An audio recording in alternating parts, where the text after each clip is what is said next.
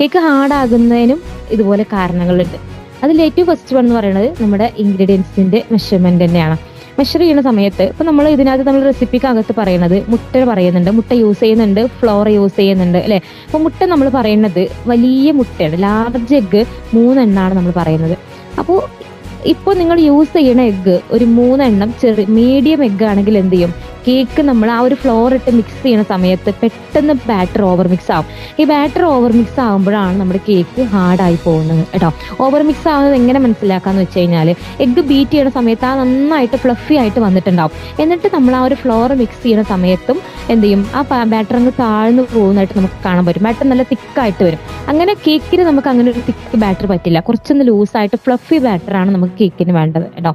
അപ്പോൾ ആ ഒരു ഫ്ലഫി ബാറ്ററിന്ന് മാറി അതൊരു തിക്ക് ബാറ്ററായി വരുമ്പോഴാണ് നമ്മുടെ കേക്കിന്റെ സ്പഞ്ച് ഹാർഡായി പോകും.